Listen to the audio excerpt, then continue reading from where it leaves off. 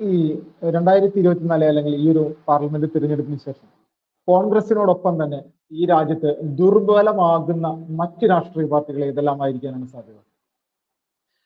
കോൺഗ്രസിനേക്കാൾ ദുർബലമാകുന്ന മറ്റൊരു പ്രധാനപ്പെട്ട രാഷ്ട്രീയ പാർട്ടി CPIM ആയിരിക്കും. CPIM-ന് തീർച്ചയായിട്ടും ഇതോടുകൂടി ദേശീയ പാർട്ടി പദവി നഷ്ടപ്പെടും. കാരണം 11 ലോക്സഭാ അംഗങ്ങളെ നേടുക അസാധ്യമാണ്.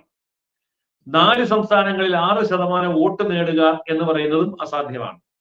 പ്രാഥമികമായ ഈ 2 കാര്യങ്ങൾ ഇല്ല എന്നുണ്ടെങ്കിൽ തീർച്ചയായിട്ടും അവർക്ക് ദേശീയ പാർട്ടി പദവി നഷ്ടപ്പെടും. ദേശീയ പാർട്ടി പദവി നഷ്ടപ്പെടുമ്പോൾ ഡൽഹിയിൽ ഉള്ള ആസ്ഥാന മന്ദിരം നഷ്ടപ്പെടും.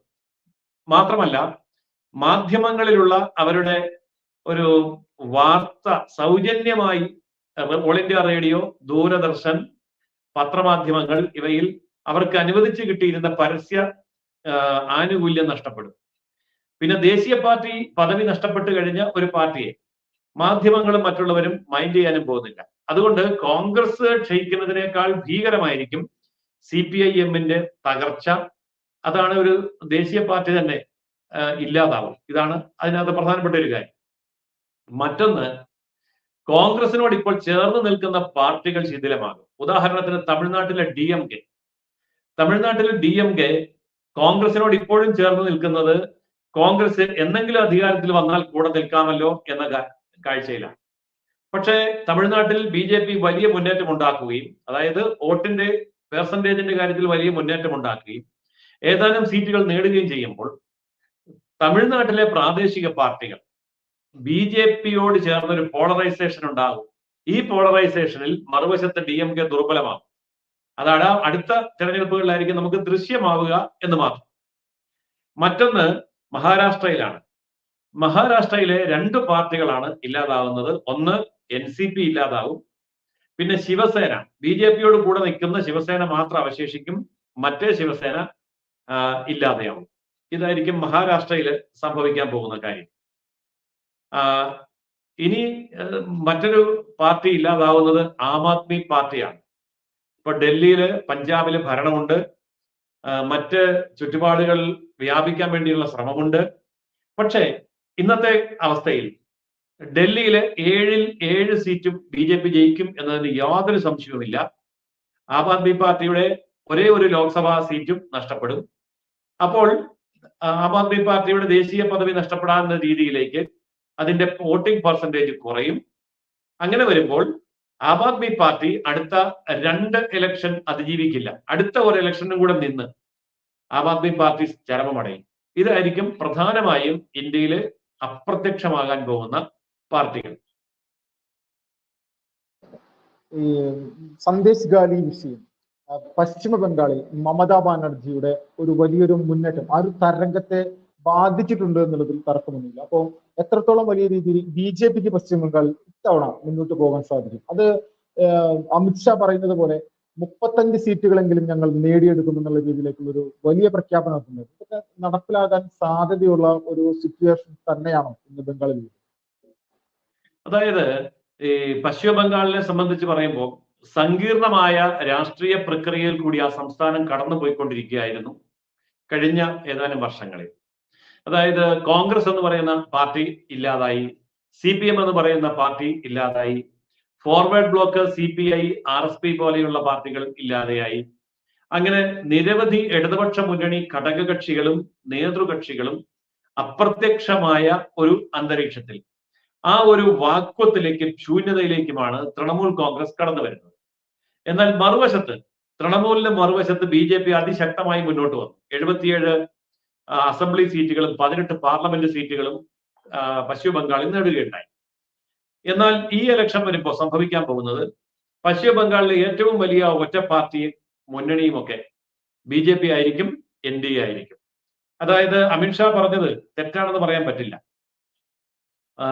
മുസ്ലിം മൈനോറിറ്റി എന്ന് പറയുന്നത് ശരിയല്ല.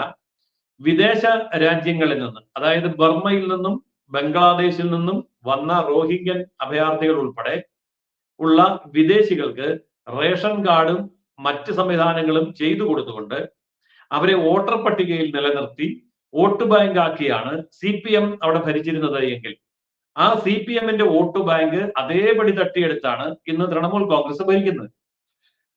ഏതായാലും ഇത് രാജ്യവിരുദ്ധ ശക്തികൾക്ക് പിന്തുണ കൊടുക്കുന്ന നിലപാടാണ്. അത് CPM ആണെങ്കിലും തൃണമൂൽ ആണെങ്കിലും കൈക്കൊണ്ടത്.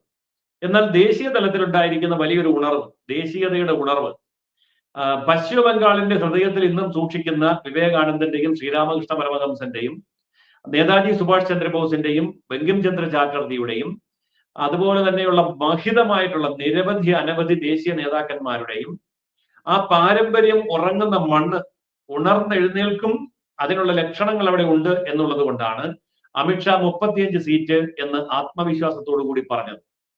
അത് തന്നെയാണ് എനിക്കും പറയാനുള്ളത്.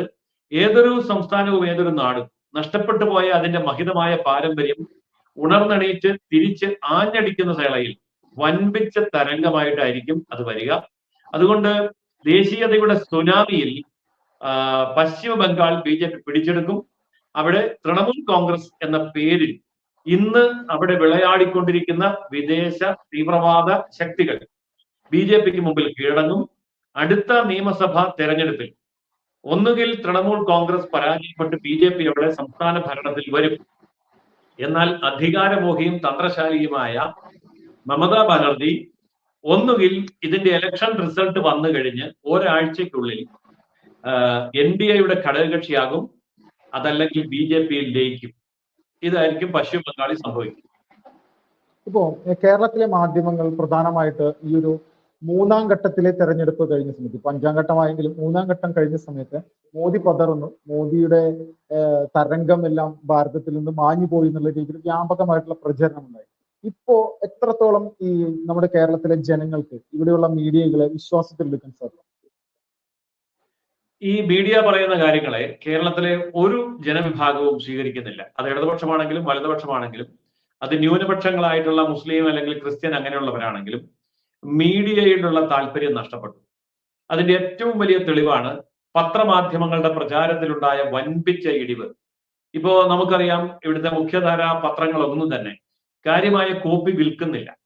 ഞാൻ ഈ പറയുന്നത് ആർക്കെങ്കിലും വിശ്വാസയോഗ്യമല്ല എന്നുണ്ടെങ്കിൽ കേരളത്തിന്റെ തിരുവനന്തപുരം മുതൽ കാസർഗോഡ് വരെയുള്ള റോഡുകളിലൂടെ നിങ്ങൾ സഞ്ചരിക്കുമ്പോൾ ഏതെങ്കിലും ഒരു കടയിൽ ചെന്ന് ഏതെങ്കിലും ഒരു ദിനപത്രത്തിന്റെ സ്റ്റാൾ കോപ്പി ചോദിക്കുക, ഒരൊറ്റ കോപ്പിയും ഒരിടത്തും കിട്ടാനില്ല.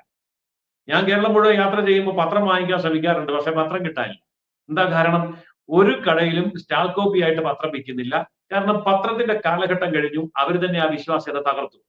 രണ്ടാമത്തേത്, ന്യൂസ് ചാനലുകൾ എന്ന് പറഞ്ഞ് കടന്നു വന്നവർ, ആ ന്യൂസ് ചാനലുകളിലെ ഈ രാഷ്ട്രീയ ചർച്ചകൾ അടക്കമുള്ള എല്ലാ പ്രോഗ്രാമുകളും പെയ്ഡ് പ്രോഗ്രാമായിട്ട് മാറി.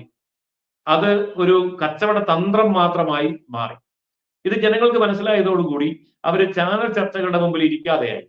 ഇപ്പോൾ നമ്മൾ തമ്മിൽ സംസാരിക്കുന്ന ഈ ഒരു പ്രോഗ്രാം കാണുന്നത്ര ആൾക്കാർ പോലും ഇവിടുത്തെ മുഖ്യ ചാനലുകളിൽ രാഷ്ട്രീയ ചർച്ച കാണുന്നില്ല എന്നുള്ളത് എനിക്ക് വളരെ വ്യക്തമായിട്ട് അറിയാം. കാരണം ഞാൻ ഈ മേഖല സൂക്ഷ്മമായി നിരീക്ഷിക്കുന്നുണ്ട്.